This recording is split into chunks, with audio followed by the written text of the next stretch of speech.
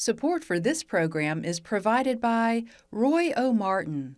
Based in Alexandria, wood products company Roy O. Martin is proud to fulfill our founder's legacy in supporting the social, educational, and cultural needs of our local communities.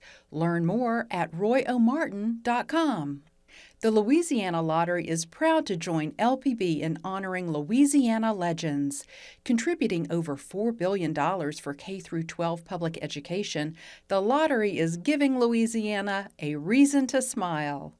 And by Willis-Knighton Health System, caring for our patients and communities for 97 years, with technologies for health and wellness, heart, cancer, orthopedics, birthing, and more.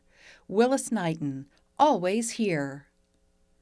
And by Acadian Companies and Acadian Ambulance Service, celebrating 50 years of saving and protecting lives in Louisiana. Information at acadian.com. With additional support from the Doré Family Foundation Fund, Scotty Moran, and Richard and Elaine Zuschlag.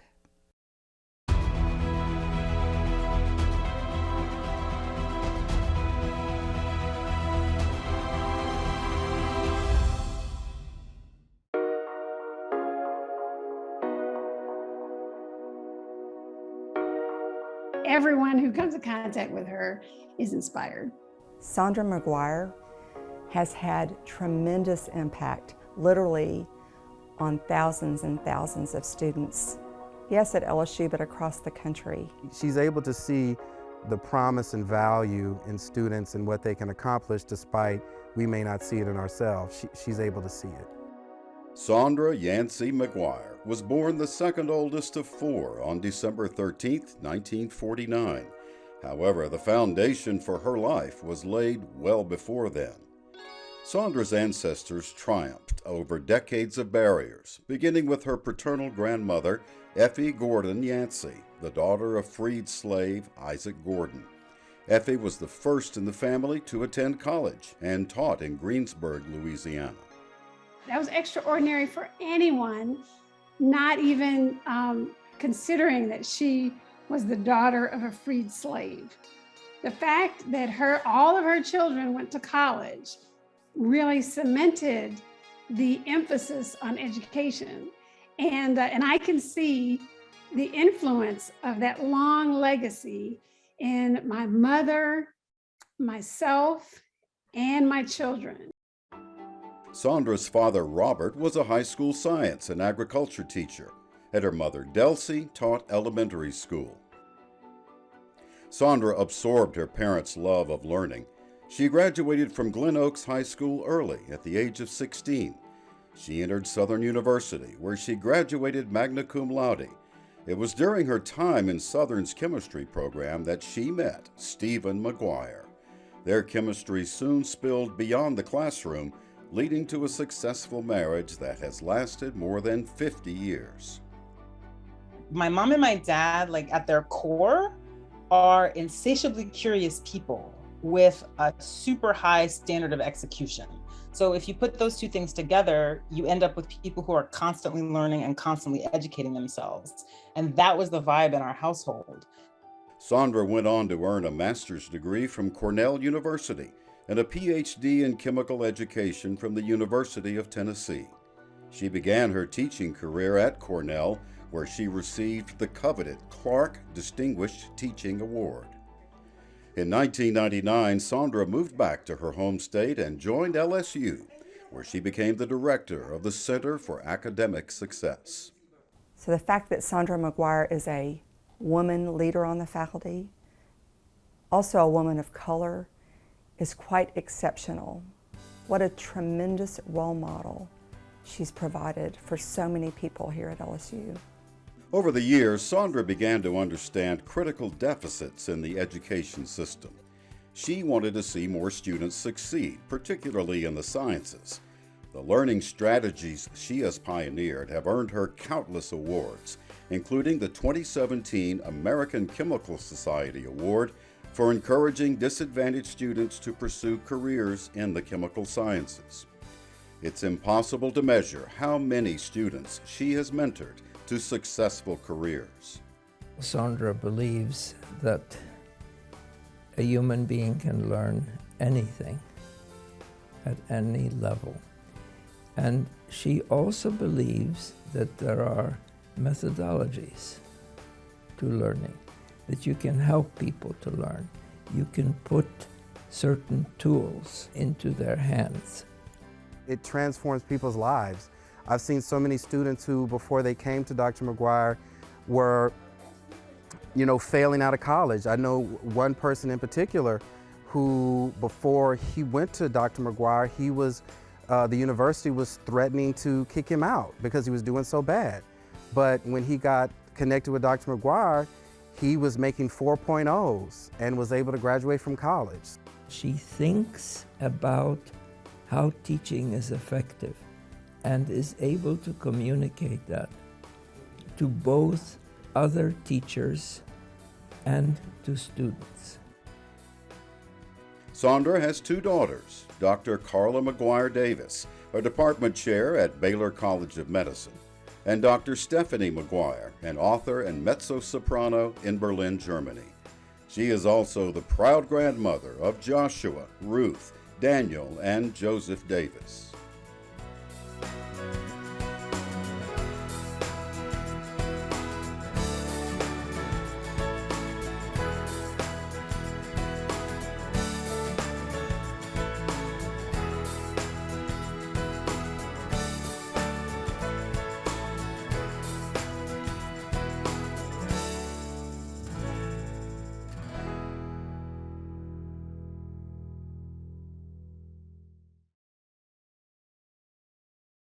Hi, today we're being joined by Dr. Saundra Yancy McGuire. She's a 2022 Louisiana Legend and Professor Emerita of Chemistry and Director Emerita of the Center for Academic Success at Louisiana State University. So delighted to have you here, Dr. Saundra McGuire. It's awesome to be in your home, so thank you for having us. Oh, well, thank you so much. I'm going to really enjoy this. I absolutely am. I've been a longtime fan of yours years before I even met you, so this is an honor for me to be here doing this for you today, or doing this with you, I should say, today. Well, I've admired your work over the years, so it's definitely an honor for me. I know we're having a mutual moment, a mutual admiration moment. But to get into our interview, though, tell us about your childhood. Oh, I grew up in North Baton Rouge in Scotlandville, and I had a wonderful childhood. I'm the second oldest of four siblings, and I have a brother who's a year and a half older than I am.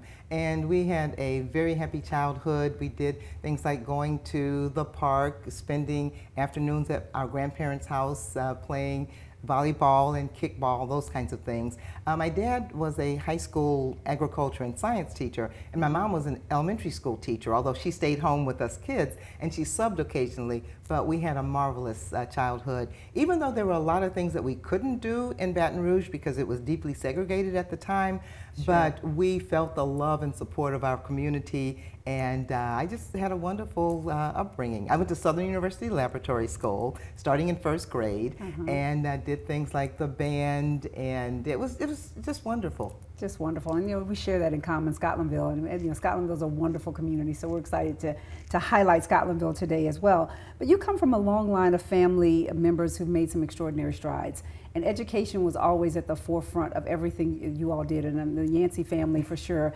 hallmarks in education in Baton Rouge. But what were some of the lessons that were passed on to you that you treasure the most from your parents and even your other family members? Oh, thanks for that question. Yes, in our family, education really was a big deal.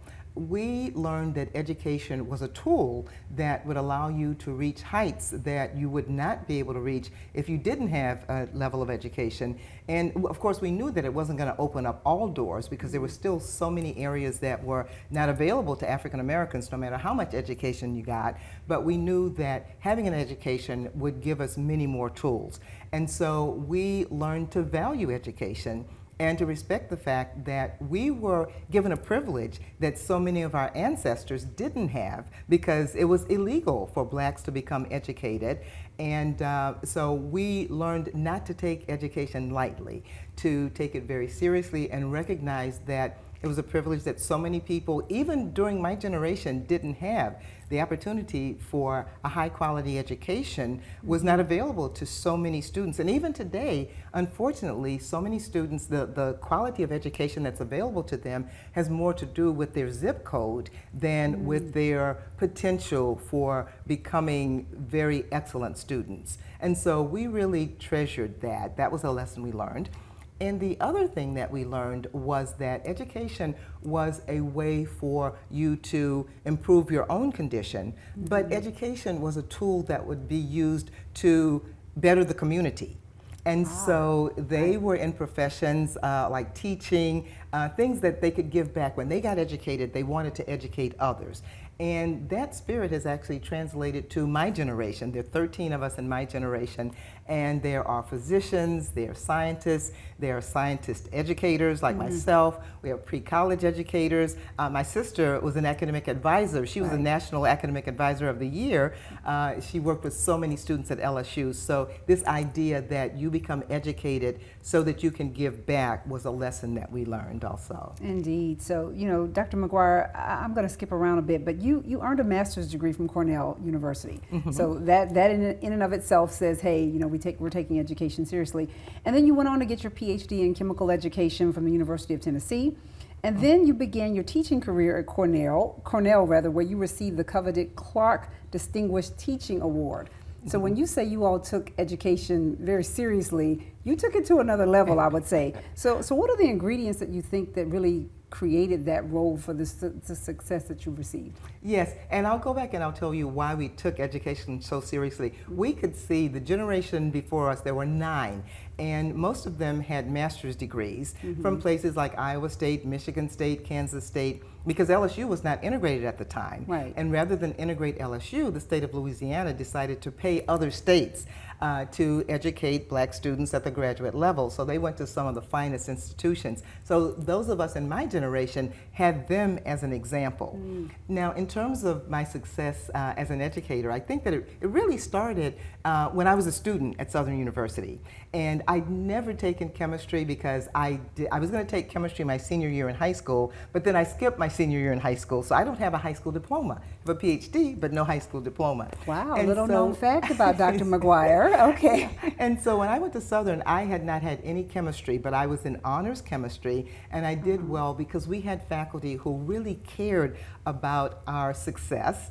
And they demonstrated that it wasn't about what you brought to the institution. It didn't matter to them that I'd never seen chemistry, but they were able to nurture us and give us the skills and strategies we need to excel. And I think those are the things that I have taken with me, that as long as students know that you care about their success and that you know that they can excel, you can give them that confidence that they need in order to really embrace learning. And if you give them specific learning strategies, then they will excel. And I think that's been the key for me. You know, that really leads me to my next question. When did you realize that you had the gift of translating these principles of cognitive science, education, and social psychology research for not only students, but for college faculty as well? So, you know, you're not just helping students, but you also designed this to help faculty. Yes, and that actually came fairly late, I would say, in my career. Well, starting maybe 20 years ago. But and it happened when I got to LSU. When we moved to Louisiana, back to Baton Rouge in 1999,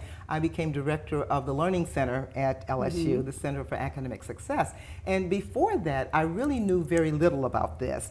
But when I became director of that center, I met a wonderful learning strategist, Sarah Baird, who really introduced me to the idea that you could have students failing courses one week and then 2 or 3 weeks later, they're making A's and B's if we give them strategies for success. And when I learned that was possible, I started reading everything I could get my hands on, and I came across the construct of metacognition as a way to help students understand what their role in the learning process was.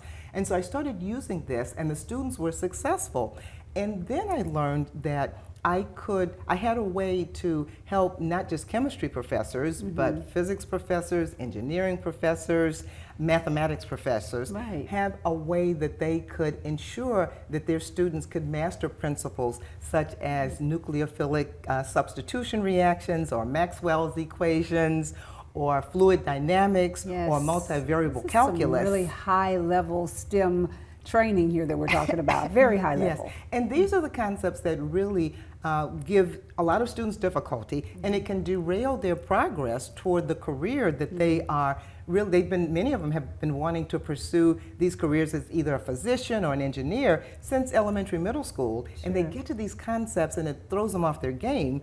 But I knew that I could help faculty let students know what they needed to do in order to master those subjects, and when they did, it really made a big difference. And I knew that it was a gift when I had all of these STEM faculty members, because initially I didn't know if they were going to receive this information, kindly, I should say. Sure. But they were enthusiastic about it, and so they started implementing the strategies. They were getting the same kind of results.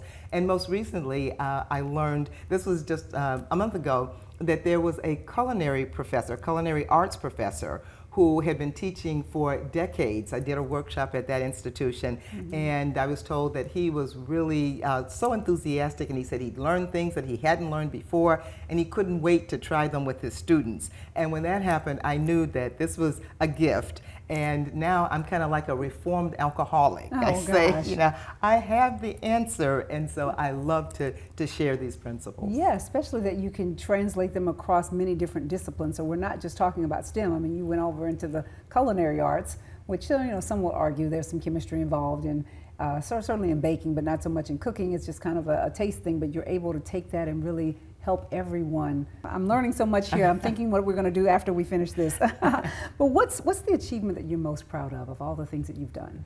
Oh, wow. I have just had such a blessed life, and I have had so many, and I guess I'd have to break that question into two areas. One would be personal achievements, and then the other would be professional.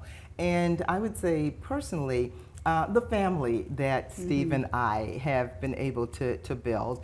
We have two daughters. Our older daughter is Section Chief of Pediatric Allergy, Immunology, and Retrovirology at Baylor College of Medicine. And our younger daughter is my co-author on the books, and she's an opera singer in Berlin, Germany. Fantastic. And thinking about the way education permeates the family, when I look at the generation of our kids, they have picked up the mantle and are doing very well. Two of those students hold PhDs from the University of Oxford. One as a Rhodes Scholar from Harvard, and our daughter as a Marshall Scholar from MIT. Fantastic. And our grandchildren are also pursuing disciplines that will be of service to the community, as well as one is interested in aerospace engineering. She just got just got admitted to graduate schools, a couple of graduate schools. And so we've just been really, really blessed. So that's personally. Professionally, I think it's been my ability to be active in so many different communities and get accepted and recognition in all of those.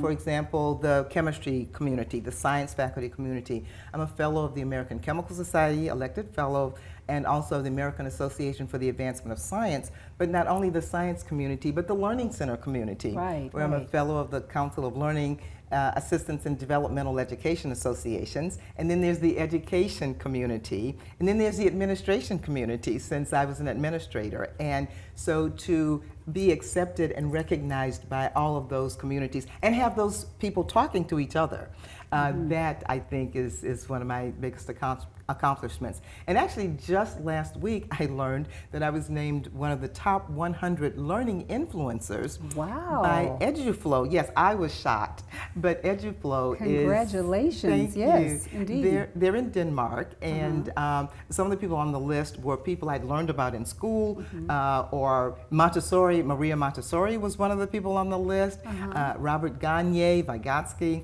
And little did I ever think when I was in school learning about these folks, or when I was dropping our kids off and picking them up from Montessori school, that I would be on a list that had those. And so that, I think, is my biggest professional accomplishment that I'm most proud of. That is, and still accomplishing. You know, you said this was last week, so things are still happening as recently as last week. So congratulations for that. You know, let's talk a bit about your time at Southern.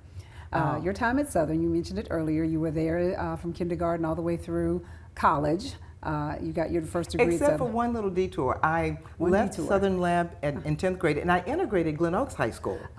And I was at Glen Oaks for my junior year. And then I skipped my senior year and started Southern. Started at the university. Yes. It was at the university that you met Dr. Stephen McGuire. It was. And I am so excited because I'm excited every time I think of the two of you, because I've known the two of you for a long time. But you go back to the actual date that you met him, the day, the week, the month, and almost the time when you met him. And you tell that story. So tell us a bit about that and your life with Dr. McGuire. Okay, yes, it was October 13th, 1966, yes. At an honors college party that one of our instructors had given. And I met him at that party, and there was kind of an instant attraction, and we started dating. And we've just been together now for over 55 years. We've been married for, it'll be 52 years this August. Yes. And it's interesting, I tell people, and it's true, he's still the only person I've ever met in my whole life who had all of the characteristics I wanted in a husband that I had sat down and written out when I was about 13, 14 years old. 13 or 14, so yes. You knew that early. I did. I knew I wanted somebody tall. I was tall, and I wanted to be able to wear heels and not be taller than they. I wanted somebody who was studying science because I figured that meant that you were serious about education. He was a physics major. Yes. Yeah, and so it's so just you all ought to bottle that and try to sell and teach that as well. I would just have to say about what it's like to be together for 55 years and married for 52, what that looks like, and then to even share this award with Dr. McGuire. The fact that you're both 2022 Louisiana Legends, that was so special for so many people in the audience to experience that with you, and that was a first for LPB that we were honoring a married couple. Yeah, and that was really so special for us because it really kind of validated our whole life's work, our bodies of work that complement each other, yes. But of course are in different areas. And so that was really phenomenal. That is. And no, it's been a joy. I think that the key to our success, marital success, is it's not just the two of us. There is also God. It starts with God. And so with the three of us, we've been able to move forward, and every couple has ups and downs, but we've always been committed to each other. And whenever we were at a rough spot, we just knew that our decision was to stay together and enjoy each other, and they didn't last long because we were just able to move forward, and I think that's one of the keys to our success. And we have shared values. Right. We both value family life, we both value education, we both value excellence. And so I think that's been a big part of it. And we like to have fun. We have fun together. Yeah. We'll do things like, go to the movies, simple things, not expensive. We don't have expensive tastes, but going to movies, going out to dinner, going to Lake Pontchartrain, where he will fish. Now, I don't fish. I don't have the patience for fishing. That's right. He's a native New Orleanian, yes. Exactly. But I will walk around when he's fishing, and I've gotten 17,000 steps in one day while when he was fishing. Absolutely. Going from West End to other parts of the... That's a beautiful walk. Yes, that's a beautiful walk in New Orleans. So Dr. McGuire, what is your guiding philosophy? What guides you in the work that you do? Well, I think that my guiding philosophy is really rooted in my faith, and that has to do with service to others. I think that we're all put on this planet to be of service to our fellow human beings, and so that's been a large part. Another guiding principle that has been directly handed down by my grandmother, my parents, aunts and uncles, is that you are as good as anyone else. You're not any better than anyone else, but you are as good as anyone else. And that was really, really an important philosophy for me to have growing up in an environment where African Americans were always given the message that you are less than, you're not going to be able to achieve. And so I think that was really, really important. And also the idea that you're going to come across stumbling blocks. And I tell students all the time that stumbling blocks and stepping stones can look identical. Sure. And you get to determine what role they're going to play in your life. And so recognizing that things that appeared to be obstacles were not necessarily obstacles because you could turn them into something that was positive. And that has served me well, I think, over the years, with resilience and persistence in being able to constantly move forward. So have you found anything to be surprising in your research or in your teachings or in your dealings with students and faculty even? I can tell you, yes, I was shocked. I was really shocked to find out when I got to LSU that it was possible for students who were failing a course one week to be making A's and B's a few weeks later. When I was at Cornell, and for the first 30 years of my career, I actually thought that there were some students who had the ability to excel in disciplines like chemistry, math, philosophy, even to be great writers or great musicians, and other people didn't have that ability, and that's why we saw this difference in grades in different courses. But then when I got to LSU and saw how Sarah Baird was working with those students to turn things around, that really surprised me. And because when I was at Cornell, if a student came in my office and said, Dr. McGuire, I'm really having trouble with this organic chemistry, I don't really understand aromatic substitutions, and I'm not doing well on the course, but I want to be a neurosurgeon. What should I do? I would say, well, let's talk about your backup career goals. And I feel so bad about that now. I repent of that now because I just didn't know it was possible. But then when I found out that it was possible, and now I talk to students about metacognition, and see, it was never about how smart students are. It was always about the strategies that they were using. So it was really a joy for me to learn that it's so easy to teach students these strategies. And it's also been very gratifying that other faculty, when they learn this, they also accept the idea that it's not about how smart students are. We have the power to teach them and give them the tools that they need to excel. All about metacognition. Yes. I love it. I love it. Dr. Saundra Yancy McGuire, thank you so much for this time that we spent together. It has been an absolute pleasure. We've learned so much, and now we're going to go out and do better based on what we've learned from you. So thank you for allowing us in your home today, and we hope to see you again soon. Oh, well, thank you so much. I've had big fun doing it. Thanks so much, Robin. All right.